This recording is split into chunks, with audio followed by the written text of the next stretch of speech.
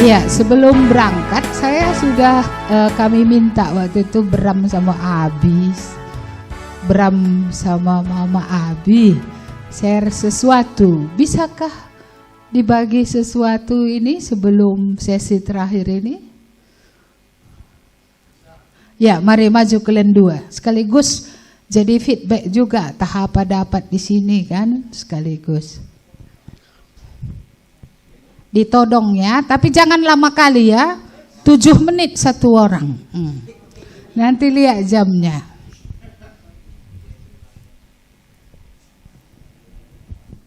Di atas pun bisa. Di sini biar agak nampak. Ya. Satu. Berdampingan. Kamu dulu ya.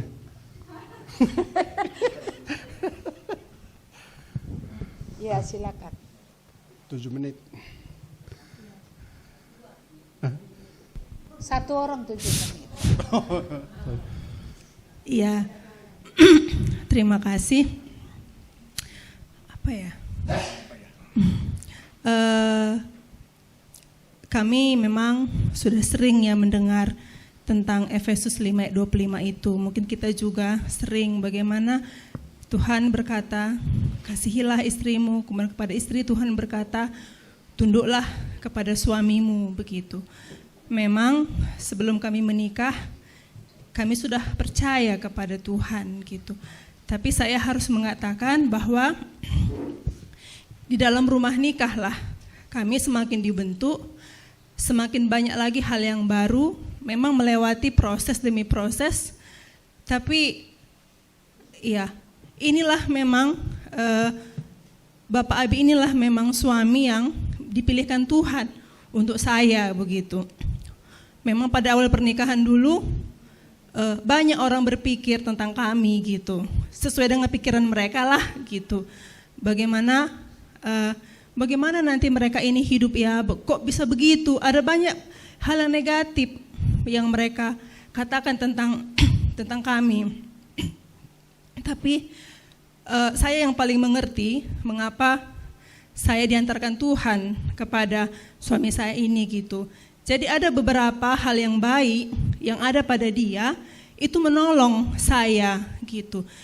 Dan itu memang terjadi ketika dia sudah ada di dalam Tuhan, gitu.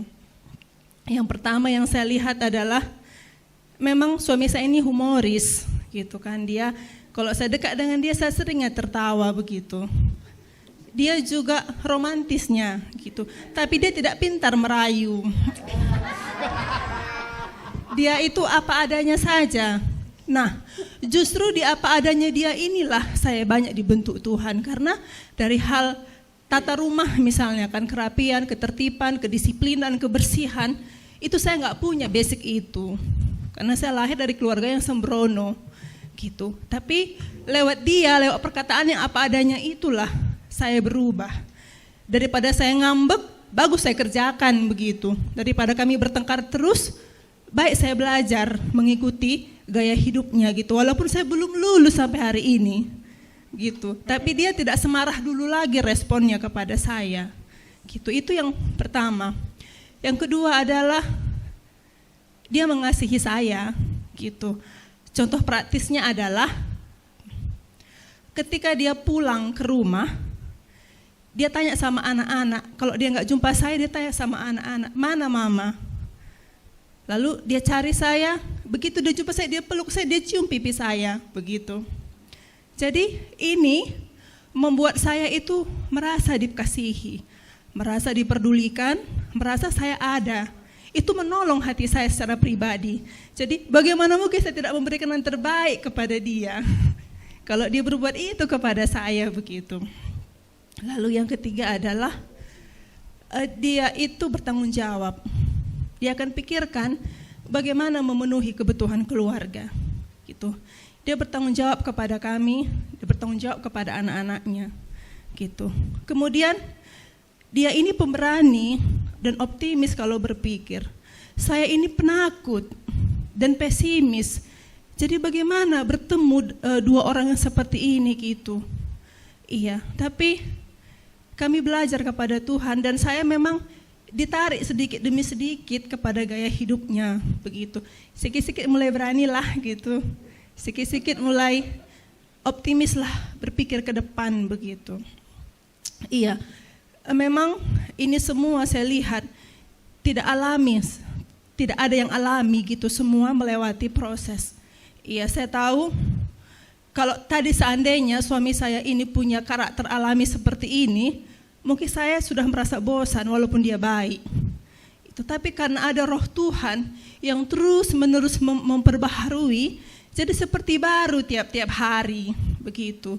Iya, memang di dalam Tuhannya ketika menerima proses itunya ada perubahan. Jadi memang ini yang menolong saya dari hidupnya, yang membuat saya lebih melihat Tuhan lagi gitu. Saya banyak belajar kepada Tuhan lewat hidupnya. Dia juga banyak menolong saya gitu. Dalam pekerjaan rumah juga dia banyak menolong. Kami sama-sama bekerja gitu. Ketika ada keadaan yang harus cepat kita berbagi tugas. Iya, saya begini, dia begitu. Jadi sama-sama selesai begitu. Ini hal-hal yang praktis gitu, tapi ini menolong saya secara pribadi bertumbuh di dalam Tuhan. Iya, saya rasa itu saja. Terima kasih. Iya. Saya lagi ya. Dia yang berterima kasih ya. Iya, saya juga mempelajari bagaimana istri itu menolong ya. Saya banyak mendapat pertolongan dari dia. Kenapa? Saya memang orangnya yang hidup di bebas kemana saja, tidak pernah dipimpin oleh siapa saja. Ya, tapi setelah bertemu dengan Tuhan dan bertemu juga dengan istri saya ini, yang singkat saya ceritakan, banyak saya sering dia bertanya, apa yang dalam keluarganya saya menolong kamu. Dia tidak pernah katakan kepada saya kamu, itu yang saya lihat. Ya, marahnya pun saya begitu enggak pernah. Dan ada panggilan khusus untuk saya sering dibuatnya. Papi di mana katanya, hati saya terus begitu ya, apa namanya? Wah, sepertinya di mana ya, saya pikir begitu. Itu panggilan untuk saya. Dan yang menolong saya keluar dari tidak percaya diri. Dia tidak pernah merendahkan saya tidak sekolah. Sampai hari ini. Dan dia sangat menghargai saya. Itu karena Tuhan. Itu dalam saya lihat. Saya sering-sering melihat diri saya, apakah nanti bisa begitu ya. Tapi ternyata bisa merendah diri, minder, iya. Itu ditolongnya saya dari situ. Saya mau belajar bersama-sama dengan Tuhan. Dan banyak ditolongnya. Kamu begini, kamu begitu, kamu begini. Saya tidak marah. Terima kasih, saya bilang. Saya mau belajar. Karena saya tidak sekolah, saya bilang begitu. Saya mau belajar. Belajar, bilang sampai apa salahku. Dan apa yang kurang, itu dilihatnya. Ternyata waktu kami di kamar, dia kasih tahu semua anak-anak sudah tidur, dikasih tahunya sama saya. Karena anak-anak kami umur 1 tahun sudah tidak sama lagi kami tidur. Umur 1 tahun, mulai Abi, Il dan Ruth itu sudah pisah tidur. Iya.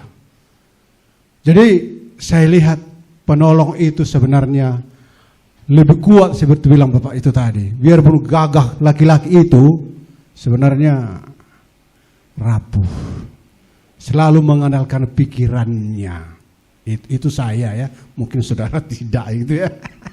Iya, itu yang saya alami dalam perjalanan terus. Memang kalau orang Timor itu seperti Pak Pak Manape itu, dia orang Kefa, asli orang Kefa. Orang Timor itu punya agresi. Siapa saja dia jumpa harus dicium, itu betul. Iya, makanya waktu kami pulang kampung sampai merah pipi saya karena setiap jumpa dicium. Siri semua sini. Karena makan siri juga di sana. Begitu. Saya bilang, cepat-cepat kita pulang, nanti bahaya ini, saya bilang. Ke rumah setiap jumpa begitu. Jadi itu budaya, ya. Jadi saya praktekkan dalam rumah, keluarga saya mengasihi istri saya, itulah mengasihi. Saya bilang sama dia, siapapun tidak boleh marahi kamu, aku bilang. Siapa yang marahi kamu, saya marahi dia, saya bilang begitu. Karena itu Tuhan antarkan untuk saya melindungi kamu, saya bilang. Iya, tapi kalau untuk anak-anak memang terlalu keras saya, tapi kemarin diterangkan semua, saya baru mengertilah begitu. disiplin untuk anak-anak terlalu keras saya buat mereka. Itu. Jadi waktu firman Tuhan disampaikan di sini, mengertilah saya. Saya harus melihat bagaimana anakku yang 3 itu, anak kami yang 3 itu, saya harus mempelajarinya kembali lagi. Saya rasa itu aja. Terima kasih untuk mendengar yang baik. Terima kasih sudah berbagi. Nanti kalau ada lagi yang mau berbagi bisa sesudah selesai sesi penutup. Kalau masih mau. Karena waktu kan berjalan terus. Baik, mari kita bersatu dalam doa. Tuhan, kami mengucap syukur sampai di sini Engkau telah menolong kami. Mulai dari hari pertama sampai hari terakhir ini, bahkan di season terakhir ini, Engkaulah Tuhan yang memberikan kami pertolongan. Dan kami bersyukur juga kalau kami dengar di medan operasi itu sudah berjalan dengan baik. Mama Koko sudah sadar walaupun masih di ICU. Kami bersyukur Tuhan mengaturkan semuanya baik. Dan kami berdoa kembali untuk season ini supaya Roh Kudus sendiri yang bekerja. Supaya walaupun tidak panjang tapi ada yang kami bisa tangkap yang berasal daripada Tuhan, yang akan kami pegang ketika kami pulang dari sini. Mari Tuhan berkati kami, dalam nama Yesus kami berdoa. Amin. Ya, ada bahan kita, nats kita ini sudah sering kita dengar, tapi mari kita baca kembali Alkitab kita dari Kejadian pasal yang ke-12. Kejadian pasal 12, ini yang saya pilih untuk menutup rangkaian dari retreat kita pada session ini, pada termen ini. Kejadian pasal 12 ayat 1 sampai 9. Saya bacakan, demikian firman Tuhan. Berfirmanlah Tuhan kepada Abram, pergilah dari negerimu dan dari sanak saudaramu dan dari rumah bapamu ini ke negeri yang akan kutunjukkan kepadamu. Aku akan membuat engkau menjadi bangsa yang besar dan memberkati engkau serta membuat namamu masyhur, dan engkau akan menjadi berkat. Aku akan memberkati orang-orang yang memberkati engkau dan mengutuk orang-orang yang mengutuk engkau, dan olehmu semua kaum di muka bumi akan mendapat berkat. Lalu pergilah Abram seperti yang difirmankan Tuhan kepadanya, dan Lot pun ikut bersama-sama dengan dia. Abram berumur 75 tahun ketika ia berangkat dari Haran. Abram membawa Sarai istrinya dan Lot anak saudaranya dan segala harta benda yang didapat mereka dan orang-orang yang diperoleh mereka di Haran. Mereka berangkat ke tanah Kanaan lalu sampai di situ. Abram berjalan melalui negeri itu sampai ke suatu tempat dekat Sikem, yakni pohon tarbantin di More. Waktu itu orang Kanaan diam di negeri itu. Ketika itu Tuhan menampakkan diri kepada Abram dan berfirman, Aku akan memberikan negeri ini kepada keturunanmu. Maka didirikannya di situ mezbah bagi Tuhan yang telah menampakkan diri kepadanya. Kemudian ia pindah dari situ ke pegunungan di sebelah timur Betel. Ia memasang kemahnya dengan Betel di sebelah barat dan Ai di sebelah timur. Lalu ia mendirikan di situ mezbah bagi Tuhan dan memanggil nama Tuhan. Sesudah itu Abram berangkat dan makin jauh ia berjalan ke tanah Negeb. Baik, sampai sedemikian jauh pembacaan firman Tuhan.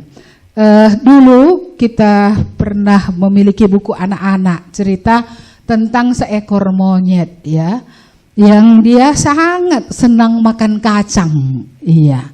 Jadi untuk menangkap monyet ini bagaimana dibuat si petani gitu ya. Ya, dia memancingnya gitu. Dia menabur sedikit kacang lalu monyet itu makan gitu. Ya, pada hari berikutnya dia buat makin dekat ya ke tempat di mana perangkap dipasang gitu. Jadi dia makin jauh juga, besoknya makin jauh lagi. Terakhir, ya kan, dia cari-cari di mana. Waktu itu kan di sini gitu, dia terus berjalan dan dia melihat sebuah seperti botol, tapi botol ini menempel gitu ya. Dan kemudian mulut botol ini cukup besar untuk memasukkan tangan seekor monyet. Jadi di dalamnya banyak kacang. Dia memasukkan tangannya, tapi tidak cukup ukuran. Kalau dia sudah menggenggam kacang gitu, nggak bisa keluar lagi tangannya gitu. Tapi karena dia sangat suka dengan kacang ini, dia pertahankan terus, nggak mau melepaskan tangannya. Padahal kalau dia lepaskan, dia bisa lari, bukan? Dia nggak akan kena pukul lalu mati. Tapi karena sibuknya dia mengeluarkan tangannya yang nggak bisa keluar ini, kesempatanlah bagi petani ini untuk memukul monyet ini dari belakang. Iya, gara-gara apa? Kacang gitu ya. Iya. Jadi kalau kita melihat tadi Abraham di sini, Tuhan bilang, apa katanya? Ya, apa katanya? Keluarlah, kan gitu ya? Iya, keluar. Ya, jadi sebelum sampai di sana, mari kita lihat dulu yang lembaran pertama ini. Kalau kita cerita tentang berkat, karena judul kita kan diberkati untuk menjadi berkat. Kalau kita cerita tentang berkat, ya orang Batak hamoraon, apalagi hasangapon, hagabeon, iya kan? Iya. Berkat lahiriah ini dikejar oleh semua orang ya. Harta, kesehatan berkat lahiriah atau berkat rohania? Kesehatan juga ya, umur panjang ya kan. Wah, orang Batak senang kali umur panjang. Ini sebelah ini umur panjang 84, udah pikun teriak-teriak tadi pagi. Iya, panti jompo di sebelah ini kan dibagi dua. Sebelah sana untuk yang agak sehat, sebelah sini untuk yang udah agak pikun-pikun. Jadi yang kurang-kurang sehat ini kalau dia dimandikan teriak-teriak dia. Tiap jam 5 lewat, saya perhatikan berapa hari kita di sini, ya 2 hari ini saya dengar terus. Saya pikir pertama kesurupan mau ke sana saya kan, apa ditengking aja setannya biar jangan mengganggu seperti itu. Akhirnya saya tanya pengawas di sini, itu bukan kesurupan Bu, itu karena dia sudah terlalu tua, jalan pikirannya nggak lagi baik gitu ya. Iya, tapi orang mencari umur panjang, ya kan? Jadi nggak salah juga umur panjang, cuma mudah-mudahan jangan kayak gitu kan. Kalau gitu umur panjangmu susah itu. Iya. Jadi ada berkat yang namanya materi dan inilah yang sering dianggap orang berkat yang tulen gitu. Yang asli, yang true gitulah. True blessing, iya. Tapi apakah ini true blessing? Iya. Kalau kita melihat Abraham, ya, true blessingnya itu dari antara begitu banyak orang, ya, Allah berbicara kepada dia. Iya, saya tidak tahu kalau di tengah begitu banyak orang, Tuhan ngomong sama kita, ini aku gitu ya. Dia memperkenalkan diri kepada kita. Kita mengenal dia. Kita mendengar dia berbicara, dia berfirman. Itu true blessing atau bukan ya? Coba, manakah merasa lebih berharga? Tuhan bicara atau dapat emas? Ini jujur-jujur kita ini. Hah? Iya, kayak mana? Tuhan berbicara atau dapat emas tadi ya? Jujur ya. Kayak mana? Tuhan bicara? Siapa yang masih merasa emas lebih berharga dari Tuhan? Ada? Iya. Jadi kalau kita tinggal di di istana katakanlah gitu, tapi nggak ada Tuhan di situ, senang nggak ya? Hah? Kalau orang dunia pasti senang lah. Besar rumahnya kan, foto-fotonya, uploadnya semua kan. Semua orang bisa melihat rumah si anu besar. Iya. Kenapa pemazmur bilang bahwa Tuhan lebih berharga bagi dia? Firman Tuhan lebih berharga dari emas tua. Emas tua itu kan mahal ya. Emas 24 karat itu kan. Iya. Tapi pemazmur bilang, ya, itu Tuhan lebih berharga, firman Tuhan lebih berharga gitu. Iya, jadi kita melihat di sini ada berkat jasmani, bukan kita bilang ini nggak perlu, tetapi ini bukan true blessingnya, bukan yang ini gitu, karena yang ini hanya sementara saja. Iya. Adapun rumah besar sementara, kita akan tinggalkan juga rumah besar itu. Adapun emas bisa dipakai kayak apa, rantai lembu. Ketika kita berangkat, rantai lembu itu dibuka itu. Apapun yang kita punya, deposito, apapun itu.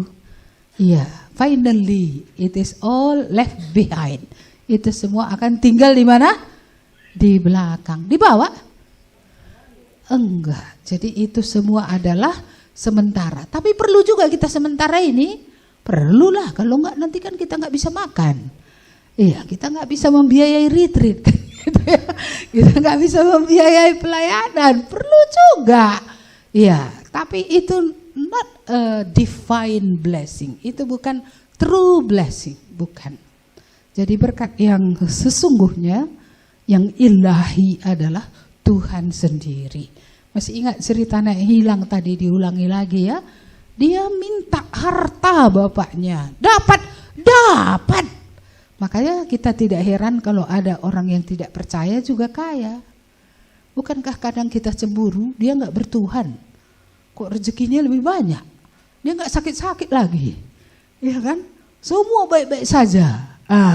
Sehingga bisa ada cemburu di situ. Orang yang tidak percaya aja bisa seperti itu gitu. Iya. Jadi yang namanya anugerah umum, berkat yang umum, itu bisa diberikan kepada siapa saja. Tidak percaya pun padinya tambah panjang ya, kelapanya berbuah juga, pekerjaannya mendatangkan juga ada hasil. Iya, tapi ada berkat yang spesial, dan berkat spesial ini bukan kepada setiap orang. Berkat spesial ini adalah Allah sendiri yang menyatakan diri pada perjanjian lama dulu kepada Nuh, kepada Abraham, kepada banyak bapa leluhur kita dulu.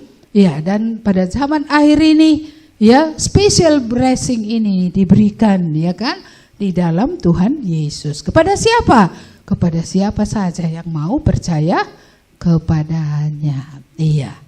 Jadi true blessing atau general blessing, divine blessing atau general blessing, berkat umum atau berkat yang khusus, yang ilahi ya. Iya, jadi kalau kamu dapat berkat yang umum, it's okay. Tapi begitu ya kita tidak bernapas lagi, semua nggak ada lagi, nggak ada satu pun di bawah. Iya, buru-buru, cuma pakai baju satu ya, pilih yang mana dipakaikan gitu ya. Waktu Mama Sem berangkat gitu ya, cari bajunya yang cantik gitu, dipakaikan. Iya, dibedai dia sekali lagi, cantik dia. Saya waktu lihat jenazahnya gitu ya, wah waktu dia masih bergumul di rumah sakit nggak secantik itu gitu. Tapi sudah pulang dia, kurasa udah merdeka dia ya kan. Iya, senang dia bertemu dengan penciptanya yang sudah menebus dia. Sehingga mukanya itu loh, iya memang bukan muka menentukan ke surga atau bukan. Iya, tapi ini kita melihat dari mukanya itu. Iya, dia tidak lagi menderita, dia tidak lagi tertekan seperti itu, dia tidak lagi bergumul dengan penyakitnya. Ya, dia sudah pindah untuk menetap bersama Tuhan. True blessing. True blessing di dunia sampai selama-lamanya. Ya, tapi berkat umum hanya di sini saja. Iya. Bisa dibanggakan ya, mobilnya Mercedes. Itulah yang general blessing tadi. Tapi saya rasa kalau Roh Allah sudah berbicara kepada kita, kita mengerti mana sih yang paling berharga. Ya, mana yang kekal, mana yang sampai kepada kekekalan. Iya, bagaimana? Berkat mana yang kamu mau? Ya, Ada yang mau berkat umum? Mau juga. Ada yang mau berkat khusus? Oh, kalau itu lebih banyak lagi yang mau ya. Ada yang mau dua-duanya? Ada yang mau hanya, kalau boleh memilih hanya satu, yang mana kamu pilih? Hah? Berkat yang khusus kah? Iya. Ya, itu berarti kamu sama dengan Lazarus yang miskin ya. Miskin terus sampai mati. Iya. Tetapi ketika dia pulang dia dihormat ya kan di hadirat Allah. Iya. Ada jemaat yang sharing sama saya kayak gitu. Aku menderita pun nggak apa-apa pendeta katanya. Sakit dia nggak ada uangnya berobat. Bu ada uang dulu katanya. Iya kan? Iya, jadi kadang pendeta ini bukan firman Tuhan aja yang disampaikan. Kalau sudah sakit beli obat pun nggak ada, kalau masih ada di kantong kita, apa kita bilang? Aku pun sedikit, ya kalian carilah, kan nggak mungkin juga. Kita akan membagi apa yang ada. Ya, jadi waktu itu saya bilang, apa memang Tuhan bicara sama Anda supaya kamu miskin terus? Saya bilang. Karena dia bilang nggak apa-apa, tapi apa-apalah. Kok dia mengeluh sama orang kalau nggak apa-apa, kenapa nggak? Dijalaninya aja gitu dengan happy gitu kan? Iya, jadi apa-apalah berarti kan gitu ya kan? Iya, jadi saya bilang sama dia, iya, karena Tuhan bilang juga cari dahulu kerajaan Allah dan semua yang perlu akan ditambahkan kepadamu yang perlu. Nah kan mau perlu. Itu kan sesuatu yang kita tidak bisa hidup tanpa itu gitu. Iya. Jadi ada Tuhan bicara sama kamu bahwa kamu miskin seperti Lazarus sampai mati.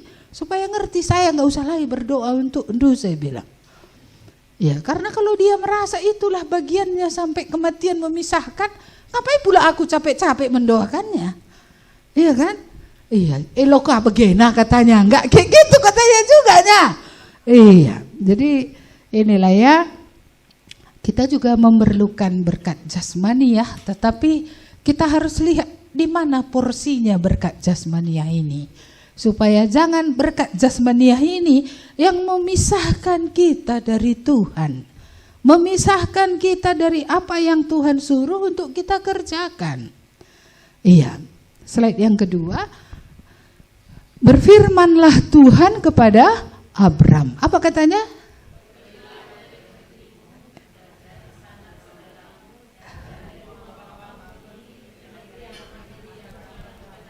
Umur Abraham waktu itu 75 tahun. Kalau kamu disuruh pergi kamu atau enggak?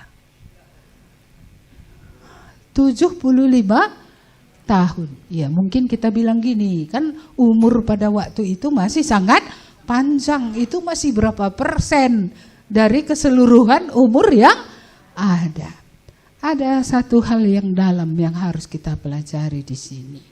Kalau kita ingin Tuhan menyertai hidup kita, memberkati hidup kita, ada yang kita harus give up, ada yang harus kita lepaskan, ada yang harus kita beranjak dari situ.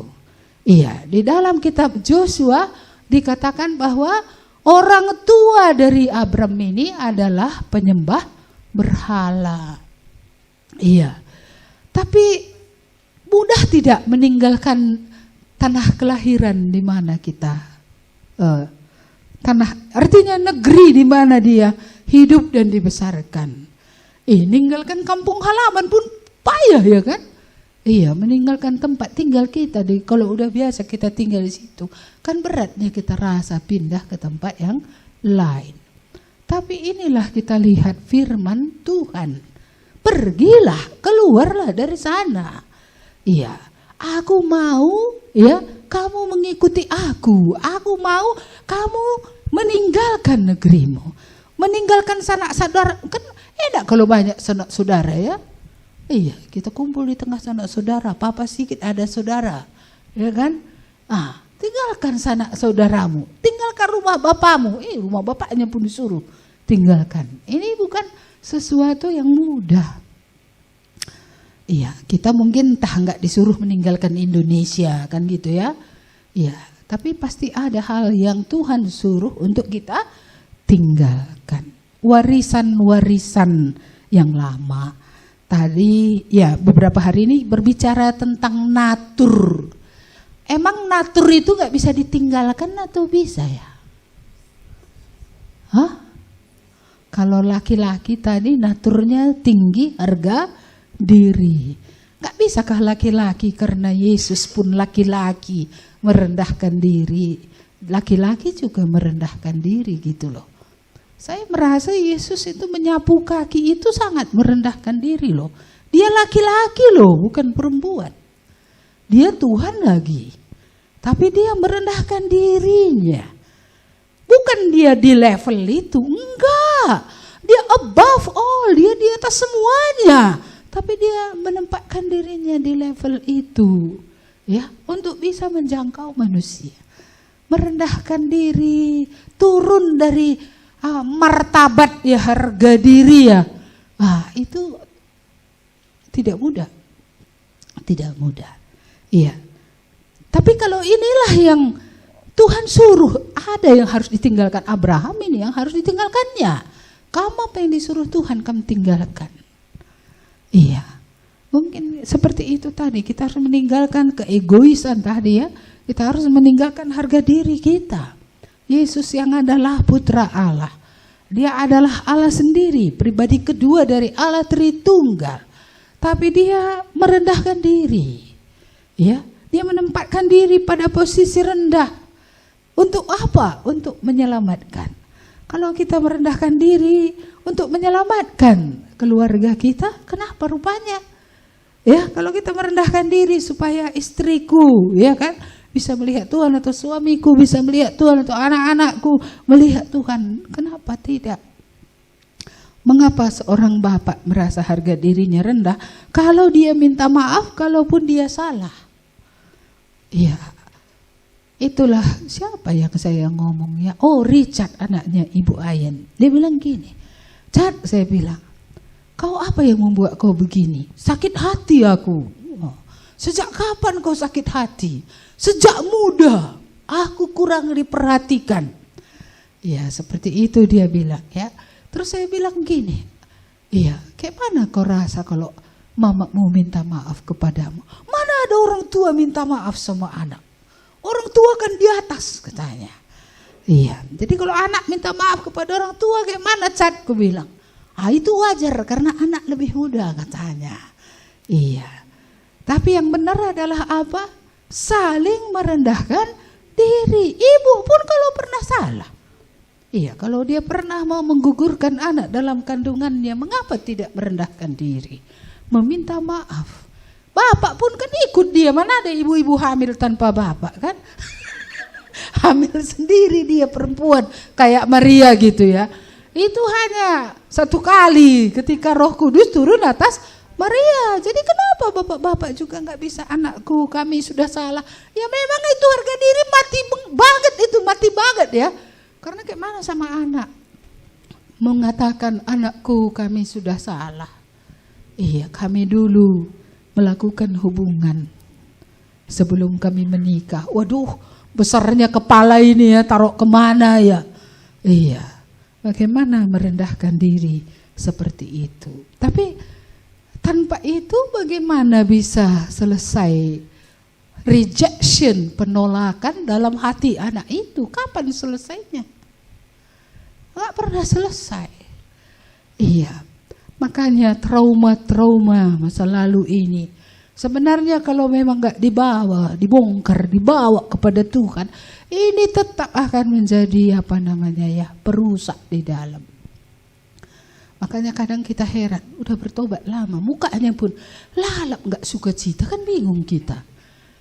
Dia tetap depresi gitu loh, dia tetap tertekan. Kenapa?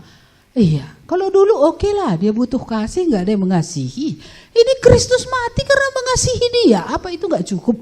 Walaupun kasih orang mungkin belum seperti yang dia harapkan. Tapi tidakkah kasih Kristus menjadi obat baginya sehingga dia merasa aku dikasihi, aku berharga. Ya, apapun kata iblis itu, kau gak dikasih. Enggak, Tuhan mengasihi aku. Dia sudah datang dari surga dan dia sudah mati di kayu salib untuk aku. Iya, kayak mana ya retreat kita ini, kira-kira pulang dengan perubahan atau bagaimana ini? Iya, diharapkan begitu. Kalau enggak ngapain buat retreat ya kan? Iya, supaya kita sungguh-sungguh merendahkan diri. Iya, merendahkan diri sungguh-sungguh. Itu saya akui itu memang sulit. Mengatakan aku salah gitu ya. Apalagi kepada anak yang lebih muda itu kan sangat sulit. Iya, maafkan papa ketika kamu dulu kecil. Aku tidak menjadi teladan yang baik. Aku kurang memperhatikan kamu, kan bisa ya. Anak pun bisa juga ya. Ya seperti Richard itu bilang kan. Iya, saya bilang sama dia, minta maaf coba sama mamamu, saya bilang. Iya, aku minta maaf ya sama mama. Cuma kalau mamanya suruh minta maaf sama dia, ya kan dia bilang, gak cocok mamaku minta maaf sama aku, kutanya. Padahal cocoknya itu. Harusnya kita merendahkan diri. Setidaknya yang saya pikirkan dan gumulkan, kalau ini sudah terjadi, pintu untuk berkat turun loh. Salah satu yang membuat gak terjadi sesuatu, walaupun kita sudah berdoa terus, karena kita berdoa sambil sakit hati, sambil masih menyimpan kepahitan dalam diri kita. Kita selalu, karena sudah nenek moyang kita makan buah pohon itu, lalap lit alasan kita untuk pembelaan diri. Iya, kita bukan iya di atas iya, tidak di atas tidak. Kita selalu punya alasan untuk segala sesuatu, kita selalu buat alasan. Lalu kita heran, mengapa tidak terjadi sesuatu? Bagaimana terjadi sesuatu? Ya, karena kita memang berdoa, memang meminta. Tapi bukankah ayat emas yang sudah sering kita tahu itu bukan kurang panjang tangan Tuhan untuk menolong. Tapi apa yang membuat ya tidak ada pertolongan? Yang dosa yang memisahkan kita dari Tuhan. Kepada Abram, ini kata Tuhan, ini kau tinggalkan. Kepada Handu apa yang Tuhan bilang tinggalkan? Ya, tinggalkan. Apa yang perlu ditinggalkan? Kemunafikan kah? Ya, sakit hati kah? Pembelaan diri kah? Apa yang harus kita tinggalkan? Merasa benar kah? Seolah-olah kita ya, kita tidak pernah salah. Saya ingat waktu kita masih di Pasar Baru, ya saya nggak usah sebut namanya. Bapak itu bilang gini, sampai dia udah pensiun, sampai dia sudah sakit-sakitan, dia bilang, istriku yang salah. Istriku yang salah. Saya mengunjungi dia berulang-ulang. Mengapa istri itu salah? Saya bilang, iya waktu itu katanya kerja tahun. Dia jumpa dengan istrinya pertama kali, tapi dia langsung tidur sama.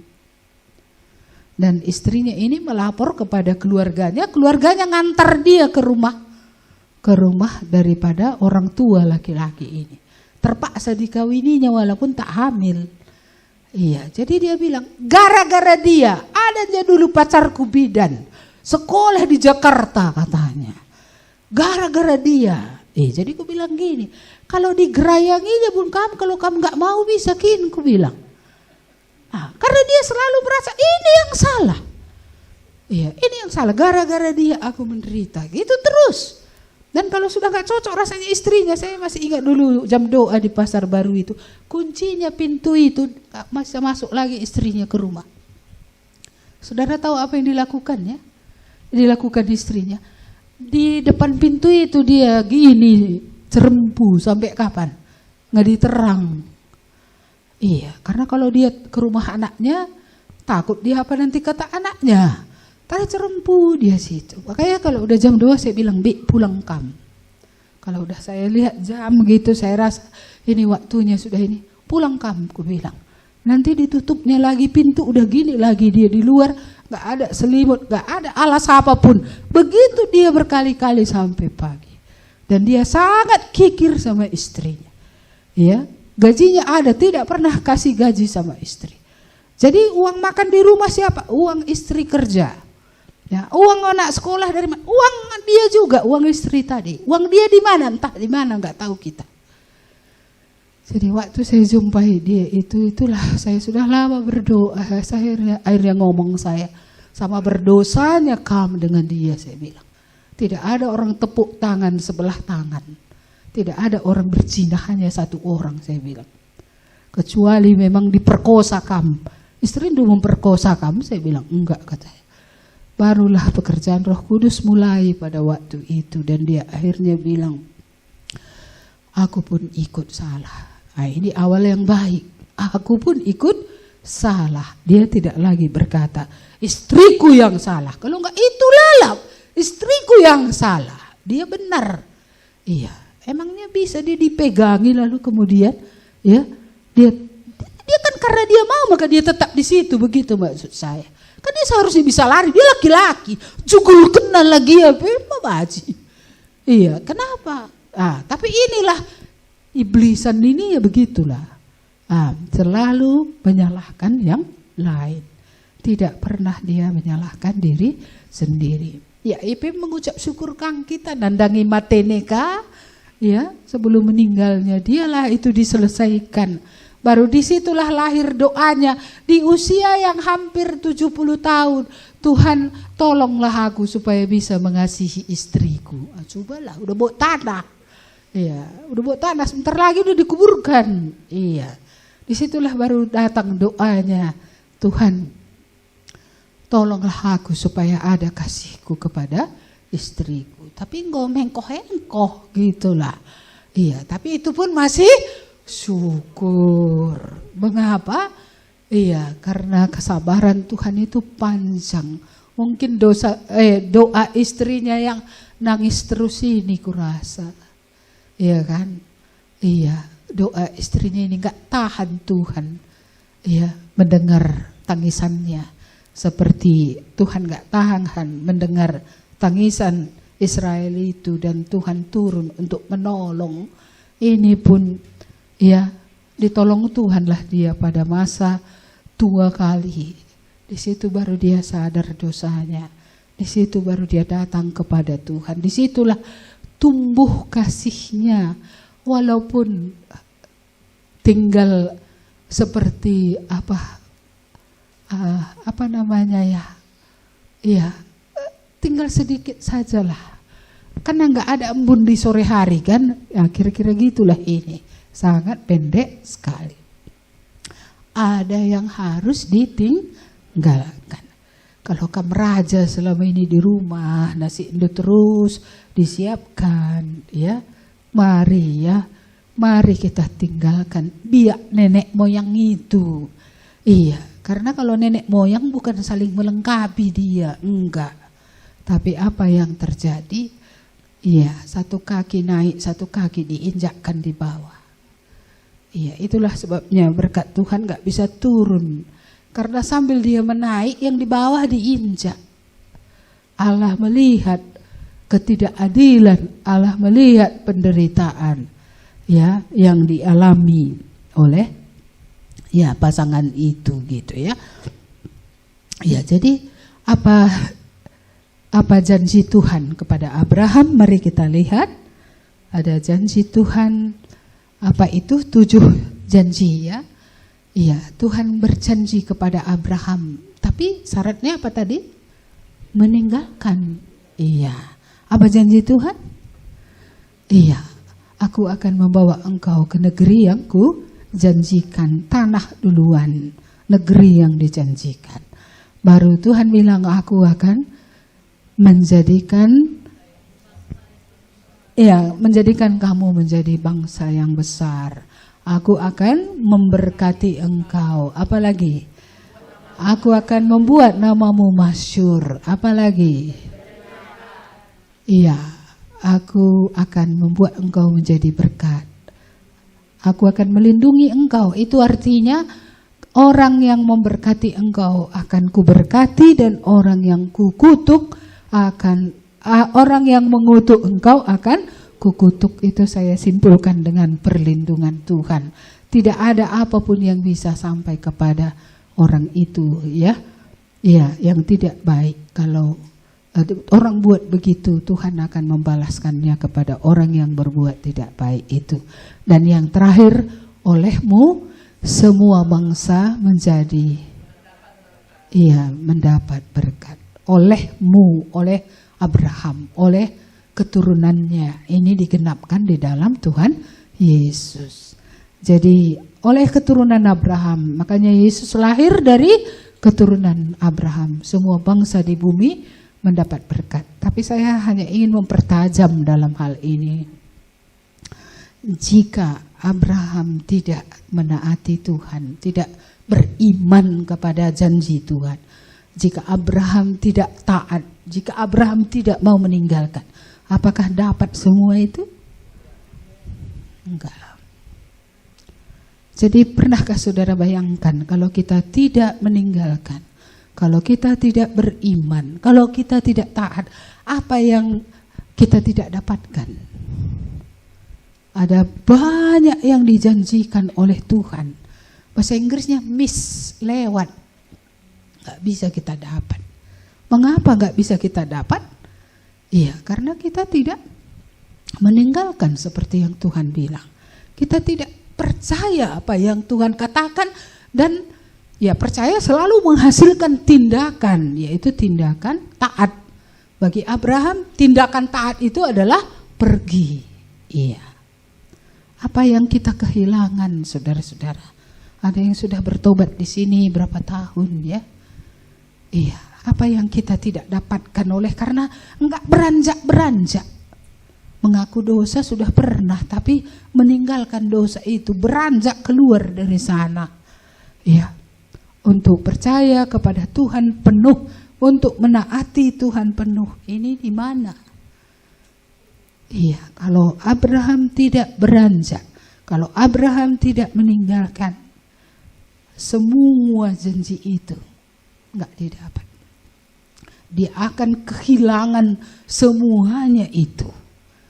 Iya, tapi kalau dia, ya, Allah sudah tadi berfirman kepadanya, dia percaya, Tuhan suruh tinggalkan, dia tinggalkan, Tuhan suruh pergi, dia pergi. Coba kita evaluasi hari ini, yang mana janji ini yang tidak genap? Apakah mereka mendapat negeri yang dijanjikan? Apakah mereka diberkati? Apakah mereka menjadi orang paling miskin di dunia? Enggak, ada banyak berkat Tuhan kepada Abraham, keturunan Abraham, ya. Apakah namanya masyhur? Nggak digundari, hafal kita semua, anak sekolah minggu pun hafal semua, ya kan? Iya, apakah dia menjadi berkat? Pada orang yang di sekelilingnya lah dulu, orang-orang yang bekerja bersama dia, orang-orang yang bersama dengan dia, ya. Semua diberkati oleh Tuhan, termasuk kemenakannya. Siapa namanya itu? Diberkati atau tidak? Diberkati, karena saking banyaknya berkat, makanya pegawai-pegawainya, anak buahnya berantam. Tapi lihatlah bagaimana cara hidup Abraham itu, ya. Luar biasa saya rasa dia kan udah tua, dia layak dihormati, dia layak membuat keputusan. Tapi ketika ya terjadi masalah itu, apa katanya? Silahkan kamu pilih. Kalau kamu ke kiri, aku ke kanan. Ya kan? Dia tidak ngotot, dia tidak bilang bagenda ngau baka baci gitu, ya kan? Nggak ngotot, dia mengatakan, karena aku lebih tua, gara-gara aku kau bertobat.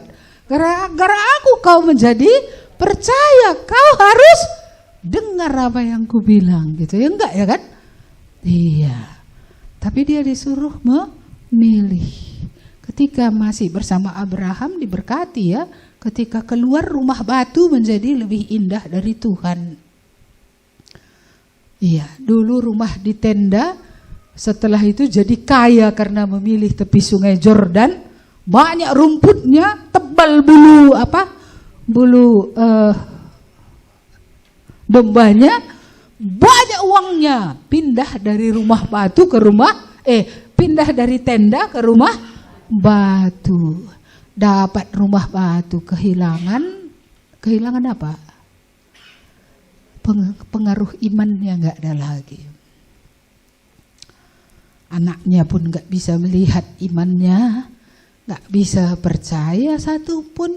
Istrinya pun leket, ya, leket kemana? Iya, ke apa yang ada di Sodom dan Gomora. Disuruh jangan menoleh pun, lah terbang salah menoleh. Akhirnya mati, menjadi tiang garam. Bersama Abraham dia diberkati. Keluar dari Abraham, iya, tinggal dia sendiri. Itu pun seperti keluar dari dalam api. Selamat tapi keluar dari dalam api. Betapa pedihnya kalau kita lihat akhir daripada hidup Lot. Saudara-saudara yang di sekitarnya ikut diberkati.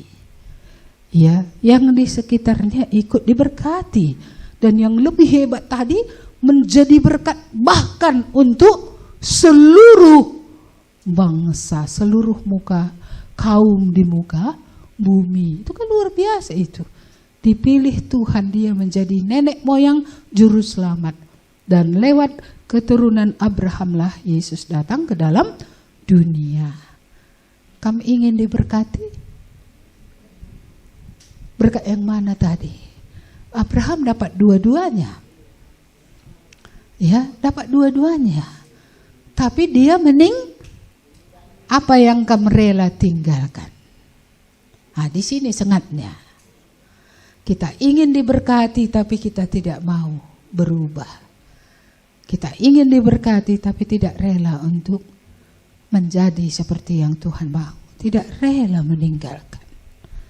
Tidak rela berubah dari cara hidup ibu kita atau nenek moyang kita, ayah kita. Kita tidak berbeda dengan orang lain yang hidup di dunia. Kalau tadi di sini kita membaca Abraham pergi. Ya, dia pergi.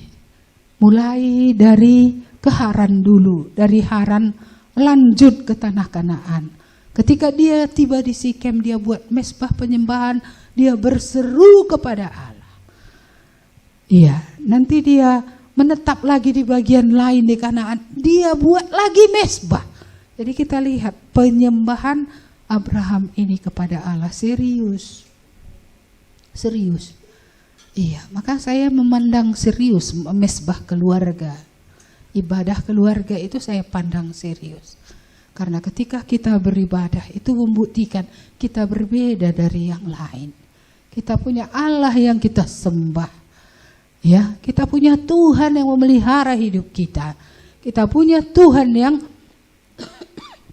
melindungi kita. Kita punya Tuhan yang membuat cara hidup kita pun lain. Iya. Maka di 1 Petrus 2, mari kita sebentar lihat 1 Petrus pasal yang kedua. 1 Petrus yang kedua, ayat yang ke-11 dan ayat yang ke-12. Saya bacakan demikian firman Tuhan. Saudara-saudaraku yang kekasih, aku menasihati kamu supaya sebagai pendatang dan perantau kamu menjauhkan diri dari keinginan-keinginan daging yang berjuang melawan jiwa. Milikilah cara hidup yang baik di tengah-tengah bangsa-bangsa bukan Yahudi, supaya apabila mereka memfitnah kamu sebagai orang durjana, mereka dapat melihatnya dari perbuatan-perbuatanmu yang baik dan memuliakan Allah pada hari Ia melawat mereka. Saya ulangi lagi atau sama-sama kita baca. 1, 2, ya. Saudara-saudaraku yang kekasih, aku menasihati kamu supaya sebagai pendatang dan perantau kamu menjauhkan diri dari keinginan-keinginan daging yang berjuang melawan jiwa. Milikilah cara hidup yang baik di tengah supaya mereka memfitnah kamu sebagai orang durjana. Mereka dapat melihatnya dari perbuatan-perbuatanmu yang baik dan memuliakan Allah pada hari Ia melawat mereka. Penyembahannya kepada Allah membuat hidup Abraham berbeda. Tidak ada lagi penyembahan berhala dalam hidup Abraham setelah dia keluar dari Ur Kasdim, setelah dia percaya kepada Tuhan, kepada janji Tuhan, setelah dia berangkat, tidak pernah lagi ada dia terlibat dengan penyembahan berhala. Ya, ini dikatakan di sini tadi kepada orang-orang percaya di perantauan. Ya, memang kalau kita lihat orang Yahudi ini kemanapun dia pergi ada sinagogenya. Orang langsung lihat dia beda gitu.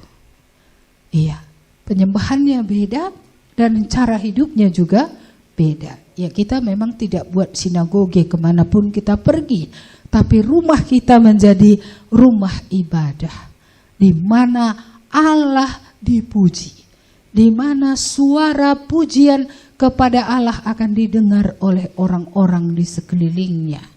Dan mereka akan melihat gaya hidup yang berbeda dari orang percaya itu. Tidak lagi hidup di bawah kuasa daging. Iya, dan apa katanya tadi? Pada hari Tuhan melawat mereka. Jadi ada waktunya nanti Tuhan melawat orang-orang yang melihat ini tadi. Dan mereka akhirnya akan mengakui Allah yang disembah oleh orang ini adalah Allah yang benar. Banyakkah orang percaya pada zaman Abraham? Saya rasa semua orang yang bekerja dengan dia percaya loh kepada Tuhan. Iya, termasuk hambanya itu kan yang disuruhnya mencari jodoh anaknya itu. Iya, masih ingat? Iya, dia orang percaya loh, dia berdoa. Ya Tuhan, pimpinlah ya hambamu supaya jangan nanti salah ngambil perempuan, kan gitu ya kan? Iya, dia berdoa dan dia mengamat-amati apakah ini yang dari Tuhan itu atau tidak ya. Dia mengamati sambil berdoa dalam hatinya. Dia melihat perempuan itu, Ribka. Bagaimana Ribka itu adalah orang yang rajin. Bagaimana dia orang yang lapar tewas. Dia bukan egois gitu. Apa katanya kepada hamba itu? Biarlah aku memberi engkau minum, engkau dan untamu. Oh, ini kalau pertewas mana ada kayak gini. Iya kan? Kalau dia orang yang berhitung kali tenaganya, semua berhitung kali. Bagaimana mungkin dia mau memberi minum unta-unta? Ya, keledai-keledai, entah apa sajalah kendaraan yang dipakai oleh hamba Abraham pada waktu itu. Jadi orang di sekitarnya diberkati, iya diberkati. Iya. Jadi kalau tadi tema kita ya diberkati untuk menjadi berkat, kalau kamu belum pernah diberkati gak akan mungkin menjadi berkat. Kitanya dulu diberkati. Berkat yang true tadi, yang ilahi, spesial, yaitu Allah sendiri yang berfirman. Maka kalau kita mendengar Tuhan berfirman, itu berkat luar biasa. Iya, karena adanya orang gak pernah begini Tuhan bicara. Saya dulu pernah melayani ke daerah Gunung Merlawan sana. Kakek itu bilang gitu. Iya, aku lah pernah aku begi Sora di Batak katanya. Aku gak tahu siapa Tuhan itu, aku gak kenal dia gitu. Iya, saya waktu itu memang bingung karena dia bilang dia tidak orang berdosa, dia orang baik-baik gitu kan. Tuhan kan firman-Mu bilang semua orang berdosa. Kok bolang ini bilang dia gak berdosa? Firman-Mu yang benar atau dia yang benar? Ya pastilah firman Tuhan yang benar. Tuhan kasih saya ilustrasi dari Yesaya itu. Memang saya buat ilustrasinya babi di kampung kami. Dua kata Ribunai. Datang apa? Babinya, babi orang kok enggak? Berarti kenalnya suaranya. Di kitab Nabi Yesaya itu pun dikatakan begitu. Keledai mengenal palungannya, tapi umatku enggak. Iya, kamu kenalnya suara Tuhan?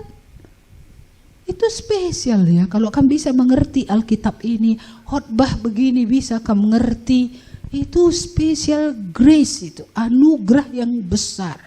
Karena ada orang mendengar, lalap mendengar, tapi gimana? Iya, nggak jadi, nggak beriman. Makanya 50 tahun nanti di GKMI ke neraka. Aduh, mati aku. Iya, saya stres mikirkan itu. Kayak mana itu nanti ya 30 tahun bolak-balik, sudah sepol-sol sepatunya habis, ongkosnya habis, ya kan, masukkannya pula barangkali persembahannya walaupun belum bertobat, ya kan, banyak kali ruginya nggak ke surga. Coba sedih. Iya, makanya jangan anggap enteng kalau kita masih dibuat Tuhan ngerti. Kalau bisa kan baca gitu, wah mantap masuk dia ya kan. Itu anugerah yang sangat besar. Betapa banyaknya orang di dunia ingin mendengar suara Tuhan. Betapa banyaknya dunia ingin mengerti siapa Yesus ini. Tapi kepada kita itu dibukakan. Kepada kita rahasia itu bukan lagi rahasia. Kita akhirnya mengerti dialah Allah. Dialah Tuhan, dialah Juru Selamat. Dia yang mengasihi kita dengan kasih yang kekal. Ini harta yang sangat berharga, lebih berharga dari apapun juga. Iya, Bapak Ibu yang dikasihi Tuhan, mari kita renungkan ini tadi. Saya tidak mengatakan bahwa Abraham itu perfect gitu, enggak ya. Iya, dia memang Tuhan hadir dalam hidupnya, Tuhan bicara, dia percaya apa yang Tuhan katakan. Dia menaati apa yang Tuhan katakan, mesbah ya, hubungannya dengan Tuhan terus menerus baik. Dia memiliki cara hidup yang orang lain akui bahwa dia memang berbeda. Tapi apa dia sempurna? Kita semua tahu dia tidak sempurna. Sama seperti tadi Naomi meninggalkan negerinya karena kelaparan. Abraham pun meninggalkan Kanaan karena kelaparan. Dalam hal ini dia tidak bertanya kepada Tuhan, Tuhan haruskah aku ke Mesir atau bukan. Dia berangkat sendiri ke Mesir. Karena apa? Karena dia mendengar. Sama seperti Naomi mendengar di Moab banyak makanan. Dia pun begitu juga, pergi dia ke Mesir. Sampai di Mesir datanglah takutnya. Cantik kali istriku ini. Nanti untuk mengambil istriku ini aku akan dibunuh. Apa katanya sama Sarah? Iya, katakan nanti kepada orang-orang, engkau adalah saudaraku. Sempurna imannya? Iya, walaupun dia percaya kepada Tuhan, masih ada titik dia gagal. Dan mungkin kita rasa sesudah itu dia tidak akan seperti itu. Tapi saya meneliti kitab Kejadian ini, pada pasal 20 dia melakukan hal yang sama lagi. Iya. Dia ke daerah yang lain bertemu dengan Abimelek. Iya, dan dia juga bilang kepada istrinya, katakan bahwa engkau adalah. Iya, tapi karena tulus sekali hati si Abimelek ini untuk mengambil Sarah menjadi istrinya, ya kan? Iya, Tuhan membuat sesuatu ya. Tuhan membuat Abimelek bermimpi. Tuhan bicara sama dia, mengapa engkau mengambil istri orang itu? Dia bilang ketika dia bangun, Tuhan, kan aku gak salah. Dia kan bilang dia saudaranya. Dia kan gak bilang dia istrinya. Di mana salahku? Apakah engkau akan menghukum orang yang tidak bersalah? Iya, karena aku tahu engkau tulus. Itulah kata Tuhan kepada Abimelek. Maka aku mengingatkan engkau lewat mimpi, kembalikanlah istri orang itu. Dia mengembalikan istri orang itu. Iman yang sudah baik pun kadang pernah bukan selamanya. Saya membaca hanya 2 kali itu kok. Saya lihat Abraham pernah mengasihani dirinya lebih daripada mengasihi pasangannya. Iya, saudara-saudara yang dikasihi Tuhan, tapi secara overall iman daripada Abraham itu dipuji oleh Tuhan. Puncaknya adalah ketika Tuhan meminta yang paling berharga dalam hidupnya, yaitu Ishak. Kalau kamu diminta Tuhan satu cuma anak minta kata Tuhan, kan berat ini kan. Tapi dia punya iman yang hebat. Dia percaya kalaupun nanti anak itu mati, Tuhan dapat membangkitkan dia. Dia seolah-olah, kata kitab Ibrani, menerima anak itu ya dari kematian. Ya, seperti itu. Jadi imannya sudah bukan lagi kepada Allah itu, hanya Allah itu memelihara dia di bumi ini. Imannya sudah sampai kepada ada kebangkitan orang mati. Mati pun anak ini nanti Tuhan bisa menghidupkannya kembali. Dan janji Tuhan yang pernah dia katakan, olehmu semua kaum di muka bumi mendapat berkat, itu tidak akan pernah bisa digagalkan. Iya, kita mau diberkati tadi, tinggalkan. Apa yang disuruh Tuhan tinggalkan. Mungkin pulang dari sini ini yang harus kamu doakan. Apakah yang harus kita tinggalkan? Kebiasaankah itu? Atau apakah itu yang selama ini itu lebih penting bagi kita daripada Tuhan? Harus ada porsi yang tepat, ya, bahwa Tuhan adalah Tuhan. He is above all. Dia di atas segala-galanya. Dia di atas segala-galanya. Iya, dikatakan di sini bahwa kita adalah keturunan Abraham, ya.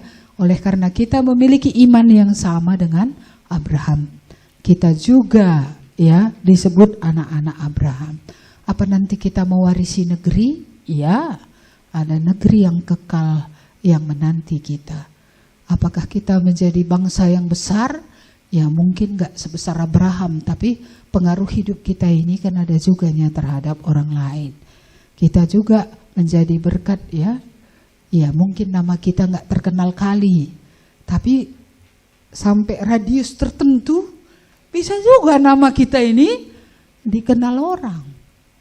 Iya, Pernampen lebih nama Pak Bangun sudah dikenal orang kan gitu ya.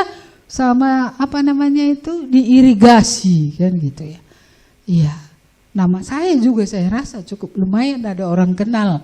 Sehingga kalau adik-adik ini saya utus ke Jawa gitu ya, kita utus dari gereja ke Jawa, ya, mereka cari mana Ibu Teti gitu kan. Berarti kan walaupun gak kenal wajah, kenal nama paling tidak. Setidaknya ya berharap nama yang dikenal ini bukan yang jelek-jeleknya. Bukan yang jelek yang mereka kenang, tapi yang mereka kenang adalah ya iman kita kepada Tuhan, penyerahan kita, kerelaan kita berkorban, kerelaan kita mengasihi dengan kasih yang tulus. Ya, inilah yang diingat. Dan oleh kita juga orang lain dapat berkat, tapi tentu pengaruh kita tidak sebesar Tuhan Yesus seluruh muka bumi ini mendapat berkat. Tapi pasti kalau Abraham 8 orang paling tidak kan 7 orang lah istri dan anak-anaknya Abraham tadi, orang-orang yang bersama-sama dengan dia juga keturunan-keturunannya gitu. Ya kamu pun pasti juga ada dampak hidup itu terhadap orang sekeliling itu ya. Iya, kalau punya pasangan ya terhadap pasangannya. Jangan pula gara-gara kita pasangan pun gak mau bertobat gitu ya kan. Iya, jangan gara-gara kita. Iya. Kayak mana kinajaran di gereja kalian itu kata orang. Kayak mana kinajaran di gereja kami, aku bilang. Ajaran gereja kami itu kasih, aku bilang baik. Nah, tapi dia nggak melihat yang baik gitu pada orang jemaat gitu loh. Itu yang kadang-kadang aku sedih. Aku sampai ngomong gitu juga sama seseorang. Aku bilang gini, kamu keluarga itu cekurak kena kerina kita. Dibicarakannya kita semua, digosipkannya. Bukan kita digosipkannya karena yang baik. Padahal apa salah gereja sama keluarga Andu, saya bilang. Gereja berbuat begitu banyak, begitu baik dibuat, aku bilang. Iya, diurus semua, aku bilang. Tapi kenapa mereka gak bisa lihat yang baik? Jangan-jangan kamu gak ada yang baik sama kamu, aku bilang. Itulah terakhir dia ngomong. Aku memang merentah selalu dimanapun. Ini perempuan ini. Dimanapun aku merentah ke sana, semua diperentahinya. Mungkin karena dia pernah punya kursi. Ya, jadi suaminya pun jadi pesakitan karena dia di kursi kan. Gitu kan. Ya seperti itu. Semua orang diginiinya. Iya, makanya saya bilang kalau pulang pun kamu ke surga selesaikanlah ini, ku bilang. Semua orang kamu marahi, ku bilang. Iya. Dan pernah juga aku tahu marah pula dia sama pendeta. Iya. Jadi ku bilang, itu udah kami selesaikan atau belum? Iya, saya ingat waktu dia di gerejanya yang lama, pendeta pun dia turunnya. Kalau nggak mau pendeta dia turunnya, dia yang marah coba. Sekarang yang dipanggil Tuhan siapa ya kan? Yang mana ini kemana gitu? Iya, jadi kadang-kadang kita merasa everything is just okay. Apa okay? Gak ada okay itu. Gak ada. Allah melihat dari surga segala kata-kata yang keluar dari mulut kita. Makanya di saat teduh itu, di saat teduh atau PA, saya masukkan itu khusus mengenai lidah. Iya, itu penting. Ya, lidah seperti api kecil, tapi kalau nggak dikuasai satu hutan habis semua dibuatnya. Iya, kadang-kadang lidah kita ini, saudara-saudara tahu, bicara ini kayak ngembuskan. Dulu anak-anak punya itu ya kan, apa namanya pipet ya, pipet, gitu dihembuskan kan. Terus ada gelembung-gelembung, kemana terbang? Kemana saja. Lengket di baju yang sana, lengket di sana. Kayak mana ngutipi itu balik coba? Kayak mana ngutipinya? Udah lengket di situ kan? Lalu kan besok cerita Allah itu besar, kamu bilang kan? Apa katanya? Iya kan? Gelembung sabun tadi udah terlanjur lengket di dia. Itulah sebabnya kita harus membawa mulut kita ini kepada Tuhan. Iya, tapi karena kata-kata mulut dari hati, tentu hati inilah yang diperiksa ya untuk dibersihkan oleh Tuhan, dan lidah ini pun diserahkan kepada Tuhan supaya lidah kita mengatakan kata yang berguna, bermanfaat ya. Ini saya pikir yang sangat penting. Jadi kita adalah keturunan Abraham. Tuhan juga mau kita diberkati. Iya, saudara siap diberkati, siap meninggalkan. Ini dia siap tinggalkan. Siap meninggalkan apa yang perlu ditinggalkan. Iya, jangan lagi kayak dulu remeh, apapun remeh. Ya, semua dianggap remeh. Penyembahan berhala, kayak kinah, aku lo terlibat apa remeh semua. Ya, jadi akhirnya ya seperti itulah akhirnya. Nggak bisa dalam ya Tuhan itu gitu. Nggak bisa kita dalam juga mengalami kasih dan kebaikannya dalam hidup kita. Jadi ini kuncinya ya. Kalau kamu tidak meninggalkan, apa yang kamu gak akan dapat. Ini PR yang kita bawa pulang. Kalau aku gak, sekali ini aku gak meninggalkan. Kalau sekali ini aku gak beriman. Kalau sekali ini aku gak taat, apa nanti yang aku akan kehilangan. Iya, banyak yang akan kamu kehilangan. Bukan saja kehilangan negeri yang kekal. Bukan saja kehilangan kesaksian. Bisa saja kamu kehilangan anak-anak lu. Gak mau anak lu satu pun percaya. Gak mau percaya. Ya, apa yang kamu kehilangan? Banyak yang kita bisa kehilangan. Kita bisa menjadi berkat bagi orang, tapi kita tidak bisa menjadi berkat. Saudara-saudara, bagi saya sebenarnya season ini cuma itu yang saya ingat Tuhan katakan penekanannya. Jika kamu tidak meninggalkan, jika kamu tidak percaya apa yang Tuhan katakan dan menaatinya, jika kamu tidak terus membangun mesbah, hubunganmu dengan Tuhan tidak kamu jaga, jika kamu tidak memiliki cara hidup yang berkenan kepada Tuhan, banyak yang akan kita miss, banyak yang seharusnya ya lewat hidup kita ini atau kepada hidup kita ini diberikan oleh Tuhan, akhirnya nggak bisa kita dapat, nggak bisa kita dapat. Betapa sedihnya ya kan? Iya, kita tidak menjadi berkat bagi pasangan, kita tidak menjadi berkat bagi anak-anak, kita tidak menjadi berkat bagi orang lain, miss semua. Bahkan kalaupun seharusnya ya dengan apa yang kita buat, kalau kita lakukan itu karena Tuhan, kita mendapat mahkota-mahkota pun nggak ada. Ketika kita pulang, gak ada yang kita bawa. belum selesai kerjaku, tangan kosong pulangkah, belum seorang pun ku bawa. Song pulangkah, nggak ingat saya lengkap kata-katanya. Tapi inilah dia, nggak ada yang dibawa. Masakan 20 tahun kita hidup, satu orang pun nggak tertarik dia lihat hidup kita coba. 20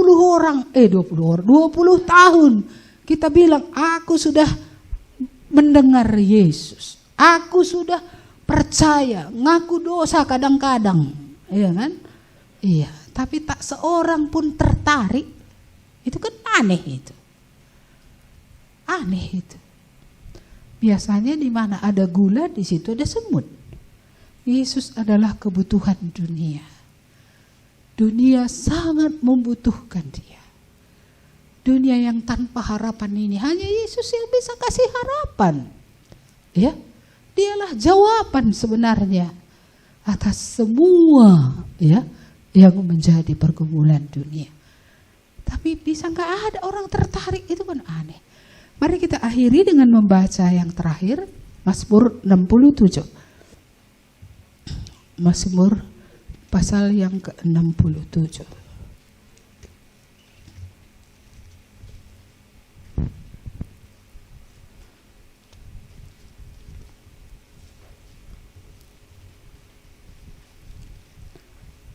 Mazmur 67.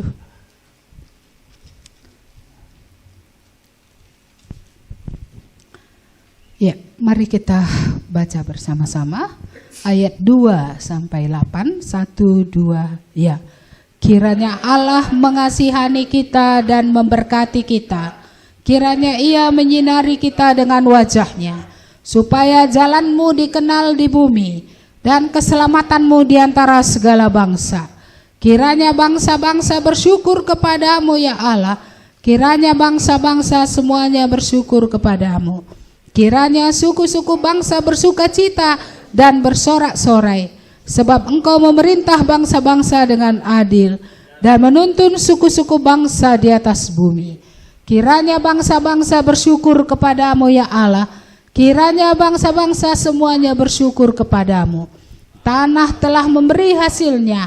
Allah, Allah kita memberkati kita. Allah memberkati kita. Kiranya segala ujung bumi takut akan Dia. Jadi diberkati supaya ujung-ujung bumi mengenal Tuhan. Baik berkat material, baik berkat rohani. Tidak pernah itu untuk kalangan sendiri. Itu adalah supaya ya semua orang boleh mengenal nama Tuhan. Jadi jangan jangan take it for granted gitu. Artinya udah terima ya udah gitu. Hargailah ya, hargailah berkat yang diberikan oleh Tuhan. Maka kita masih di sini dengan segala yang kita hadapi supaya ujung bumi tadi mengenal nama Tuhan.